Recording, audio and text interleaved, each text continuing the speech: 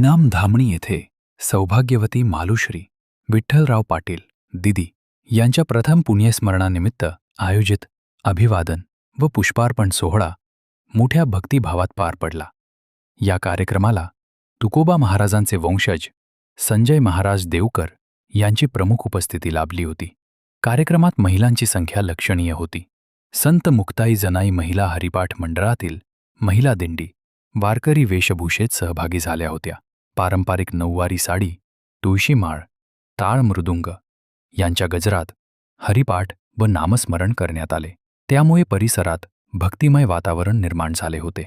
यावेळी बोलताना विठ्ठल पाटील म्हणाले, आई या सर्वश्रेष्ठ असतात, मात्र आई या शब्दाची व्याख्या जिवंत राहिली पाहिजे। सध्याच्या कलियुगात आईच्या संस्कारांचे महत्त्व अधिक अधोरेखित होते। समाजात मातृत्वाच्या मूल्यांची जपणूक व्हावी या उद्देशाने हा पुरस्कार दरवर्षी दिला जात असल्याचे त्यांनी सांगितले। या प्रसंगी मान्यवरांच्या हस्ते पुरस्कार वितरण करण्यात आले। उपस्थितांनी मालुश्री पाटील यांच्या कार्याचा व स्मृतींचा गौरव करत त्यांना विनम्र अभिवादन केले। कार्यक्रम यशस्वी करण्यासाठी आयोजकांनी परिश्रम घेतले असून शेवटी उपस्थितांचे आभार मानण्यात आले।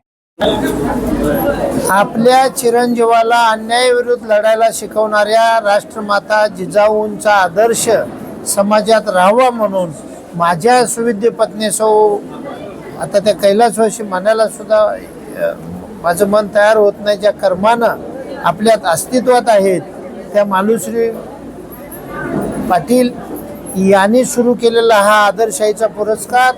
आई सर्वश्रेष्ठ असतात, पण आई ह्या शब्दाची व्याख्या जिवंत राहिली पाहिजे सध्याच्या या कलियुगात, म्हणून आम्ही हा पुरस्कार दरवर्षीप्रमाणे देत राहतो। राजमाता जिजाऊ आदर्शाई पुरस्कार राजर्षी शाहू शिक्षण संस्थेमध्ये देतो। योगायोगानं त्याचा प्रथम वर्धापनही दिला आलेला आहे आणि जगातली सर्वात मोठी आनंदाची बाब म्हणजे या आईंचा सन्मान करण्यासाठी जगद्गुरू तुकोबारायांचे वंशज संजय महाराज देवकर, आमचे राशनकर महाराज, श्रीकांत बुवा, ठाकूर बुवा, सर्व आमचे जिल्हाध्यक्ष नाशिकचे असतील किंवा राज्यभरातले असतील आणि आमचे भैया काकडे आलेले आहेत, त्या सर्वांना मी धन्यवाद देतो। आणि हा उपक्रम आमचा सतत चालू राहील आणि ही आमची भूमिका समाजापर्यंत आदर्शासाठी नेण्याचं काम पत्रकार बांधव करतात, त्याबद्दल त्यांचेही आम्ही ऋणी आहोत। धन्यवाद। रामकृष्ण।